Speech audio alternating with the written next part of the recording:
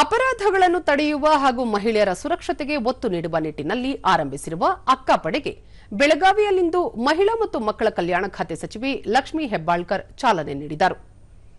ಈ ಸಂದರ್ಭದಲ್ಲಿ ನಗರ ಪೊಲೀಸ್ ಆಯುಕ್ತ ಬೋರಿಸ್ ಭೂಷಣ್ ಗುಲಾಬ್ರಾವ್, ಜಿಲ್ಲಾ ಪೊಲೀಸ್ ವರಿಷ್ಠಾಧಿಕಾರಿ ಕೆ ರಾಮರಾಜನ್ ಸೇರಿದಂತೆ ಮತ್ತಿತರರು ಉಪಸ್ಥಿತರಿದ್ದರು.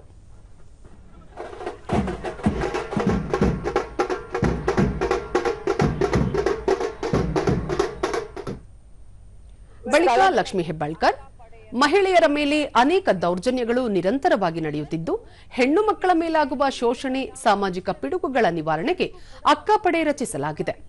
ಮಹಿಳೆಯರಿಗೆ ಅಭಯ ನೀಡಿ ಭದ್ರತೆ, ಸುರಕ್ಷತೆಯ ಭಾವನೆ ತರಲಾಗುತ್ತಿದೆ. ರಾಜ್ಯದ 31 ಜಿಲ್ಲೆಗಳು ಹಾಗೂ 5 ಆಯುಕ್ತರ ವಲಯದಲ್ಲಿ ಅಕ್ಕಪಡೆ ಕಾರ್ಯನಿರ್ವಹಿಸುತ್ತಿದೆ. ಮಹಿಳೆಯರು ಹಾಗೂ ಹೆಣ್ಣು ಮಕ್ಕಳು ನಿರ್ಭೀತಿಯಿಂದ ಯಾವುದೇ ಸಮಸ್ಯೆಗಳಿದ್ದರೂ ಸಹಾಯವಾಣಿಯನ್ನು ಸಂಪರ್ಕಿಸಿ ದೂರು ನೀಡಬಹುದು. ದೂರುದಾರರ ಗುರುತು, ವಿಳಾಸ ಗೌಪ್ಯವಾಗಿ ಇಡಲಾಗುವುದು. ದೂರು ಬಂದ ತಕ್ಷಣ ಅಕ್ಕಪಡೆ ತ್ವರಿತವಾಗಿ ಪರಿಹಾರ ಹಾಗೂ ಸುರಕ್ಷತೆಗೆ ಮುಂದಾಗುತ್ತದೆ ಎಂದು ತಿಳಿಸಿದರು. ಹೆಲ್ಪ್ಲೈನ್ ಇದೆ 1811 1098 ಅಂದ್ರೆ 1098.